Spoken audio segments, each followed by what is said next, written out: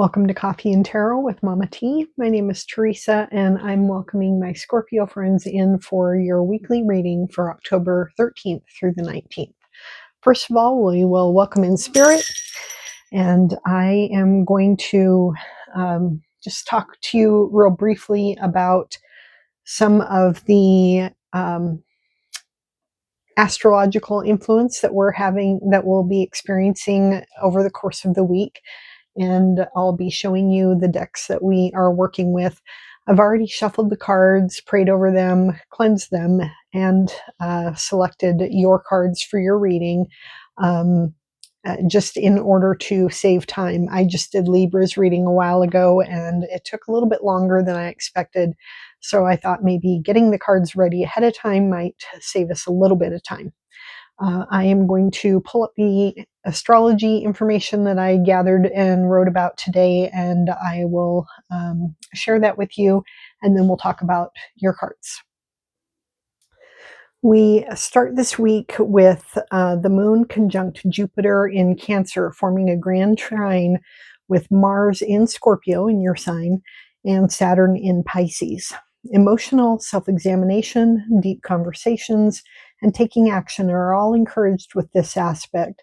Meditation and reflection are also favored, but you should avoid ruminating over anything that qualifies as not my circus and not my monkeys.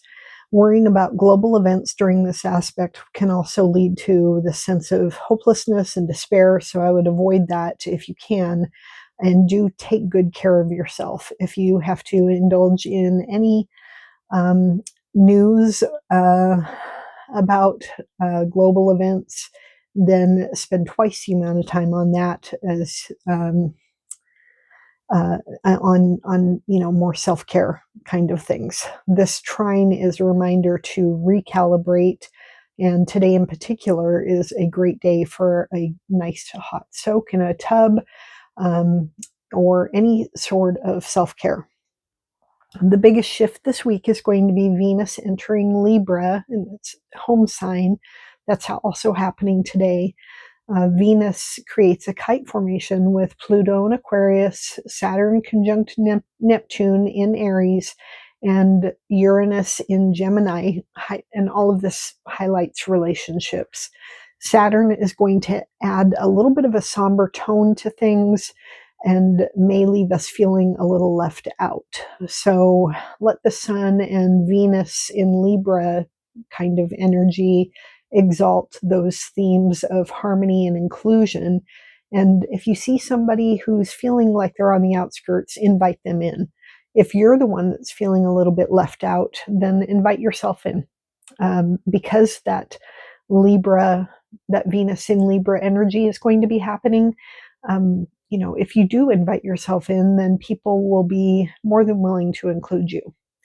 With Pluto and Uranus in the mix, the best use of your energy is to try to do something different and creative rather than falling into any sense of self-pity. Without abandoning your own values, you should acknowledge that others live their own priorities just as you do, and have discussions about those differences with people, and that those kind of discussions and conversations will be illuminating and allow you to grow. On October 19th, Mercury and Mars form a conjunction in your sign, creating another grand trine with Jupiter and Saturn. And these aspects will support determination and focus and the unusual capacity for both big picture thinking and attention to detail. It's unusual to be able to think in both of those realms, big picture and fine focus, but we should be able to have that on the 19th. It's an excellent time to start a business plan, write, or create media content. But do keep in mind that while Saturn encourages discernment, it can also awaken the internal critic. If you find yourself noticing inevitable problems with yourself or with others, come to the conversation with solutions and kindness, or keep it to yourself. Finally, during this grand trine, the Libra Sun opposes Chiron, and old wounds may surface, creating opportunities for healing and growth. The key this week is to focus on what you can actually change without assuming any responsibility for others. So that is our astrological energy for the week. And let me go ahead and shift the camera a little bit, and then I'll show you the layout of the cards that came out for you, talk about the decks that we're using, and then we'll go over the cards together.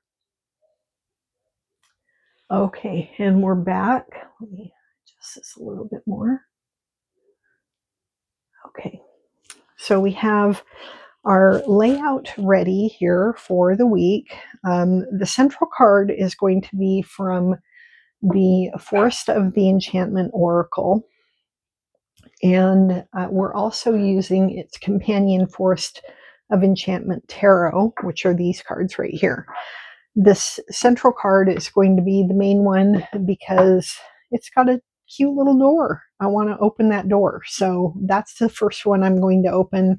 I'm going to reveal that card first, and then we'll go over these cards. And then the next deck that we're using is the Cosma Prisms deck, and that will be the last two questions. You got two cards that wanted to come out together on this one, so I decided to. They both jumped out together, and so they both want to be revealed. The first question that we'll be asking is, what does this week have in store for me? Followed by the gift from the universe, and what do I have to empty my hands of in order to receive the gift? If our hands are too full, or our calendar is too jam-packed, or our minds are racing full of thoughts, then it's hard for us to receive the gift that the Spirit wants to give us. And so what do we have to empty of our hands of in order to receive the gift? And then the next question will be, how will I approach this letting go? What help is available? And then finally, advice or support from Spirit. So let's go ahead and reveal the cards, and we'll talk about it together. And I'm going to put the camera back over there. Okay, here we go. What does this week have in store for Scorpio? And the question that we have behind the door, or the answer that we have behind the door, is treasure, number 24. This is what the card looks like. Sorry for the ring light glare.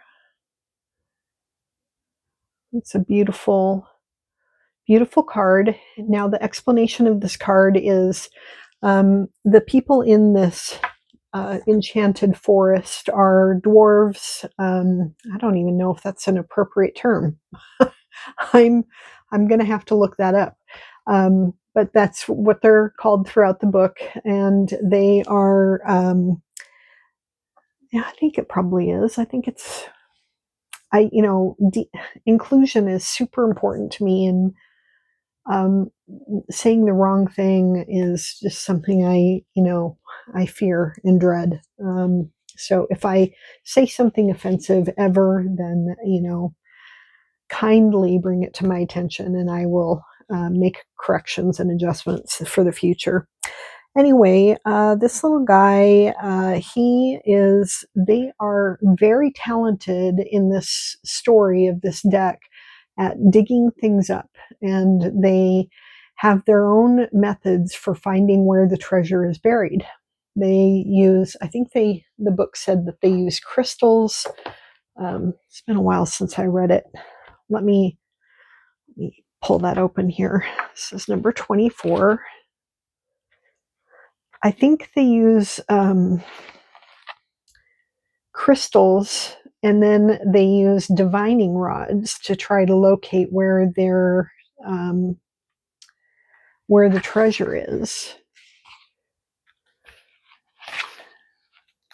I could be wrong.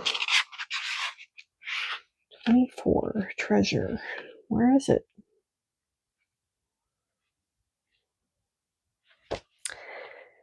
It's helpful to look in the right book. I was looking in the tarot book. Number 24. That's easier. Okay. Yes, let's see. his system is the system he has of finding gold and gems is he starts by casting runestones on the ground until he thinks he feels a tingle, whereupon he digs. And then if nothing turns up, he repeats the process. And he uses divining rods at the same time. Um, and then, but right here, all he really needs to do is look up, because this nest full of treasures that a magpie has amassed is right above his head. And all he needs to do is change his perspective, look around, and see that treasure is hiding right in plain sight. And the book says, the treasure you seek is near at hand, but you need to shift your gaze, change your focus, and then you'll be able to perceive its presence. Everything you need is right there within your reach.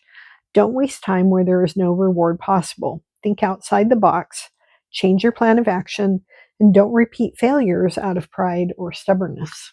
So if you have a, you know, um, the one of the lessons of the seven of pentacles is, to evaluate and make adjustments when needed. And that's kind of this process here is, if you need to adjust your gaze and look around, do so, but don't be so married to your process that has always worked, that you are missing something that is just outside of your point of view. So there we go. So that is what the week has in store for you. And the gift that you get from the universe is the Strength card. I love the Strength card. The meaning on this card is very similar to the meaning of the Strength card in the Rider-Waite deck. And that is, the story on this is that this girl, the story has always been, be careful of wolves in the forest. And, the wolf has heard the same story too of be careful of humans in the forest. And these two have elected to not listen to that wisdom, and they have become fast friends and lifelong friends. And they uh, love and rely upon each other. And the idea of the woman who tames the lion in the Rider-Waite deck is that she has to feed it every day. It's her familiar. She takes care of it. But what this really represents is your thoughts, your ideas, the words that you use to talk to yourself, your internal voice, your emotions. And in order to have this kind of a tame relationship and a loving relationship with this wild animal, you have to take daily consistent action. And that's the same way we have to be with our inner critic, our inner voice. And I talked about that tendency for the inner critic to come out from Saturn in the astrology this week. And so that is something that the universe is giving you, is the strength to be able to deal with that inner critic. And what do you have to empty your hands of in order to receive the gift? And you get actually a very happy card. This is the card of family celebrations. This is similar to a Four of Wands card, where the family is gathering together, family and friends are celebrating some wonderful event, and that is something that the cards are saying that you need to empty your hands of this. And maybe you might need to empty your hands of the expectation of this kind of event happening when it's not really in the cards right now. You may need to empty your schedule. Maybe you have too much of this kind of family togetherness going on, and you really need to create some space in your calendar in order to be able to receive the strength. Maybe you need some quiet time, a moment of peace in order to receive this strength from the universe. And then in the next card, and the next question is, how will I approach this letting go? What help is available? And the card that you get is the Eight of Birds. Now, this is similar to the Eight of Swords. And my favorite depiction of the Eight of Swords is this is a good depiction too. You just don't you don't need to get trapped in this tornado here.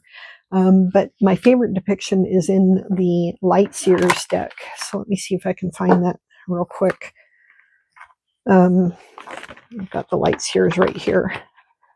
This is one of my favorite decks. I've got a copy of this at work, and here at home. I can't be without it. I have to have it with me at all times. Okay, here we go. Here's the Eight of Swords. The Eight of Swords in this deck is such a good depiction of this concept of, imprisoned by your own thoughts. You're immediately drawn to the mirror on this particular card. You immediately see this woman in this distressing situation where she's tied up, her hands are bound, she's blindfolded, she's got all of these birds, these crows flying around her, and they represent the swords or her thoughts. And but then your eye, it gets drawn down here, and you can see she's looking in a mirror. She's not tied up. She's not bound. She has no blindfold on. She is as free as she wants to be. This is a self-imposed prison. And so the approach to letting go of, this overfull calendar that you might have is, it's easy. You just walk away. you just do it, because you're not as imprisoned or tied up by this calendar as you think you are, and you will be able to receive that gift of strength that you need. All right, the next card that you got the two cards that jumped out together: advice or support from spirit, and you get, wow, the support you're getting from spirit is the Ten of Trees. This is like the Ten of Pentacles card. This is abundance, wealth, inheritance, wonderful news coming in of a financial nature. This is happiness, and like I said, abundance. And then the other card that you get is the Maze.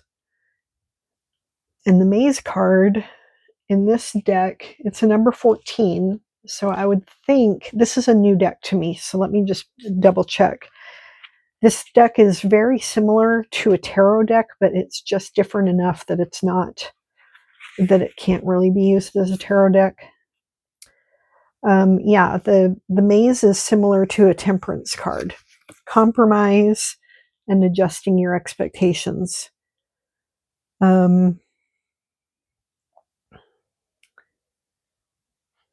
As you walk by another spiral in the maze, you hear a sound calling you towards the center. It doesn't feel perfect, but it fits, and you've grown tired of looking.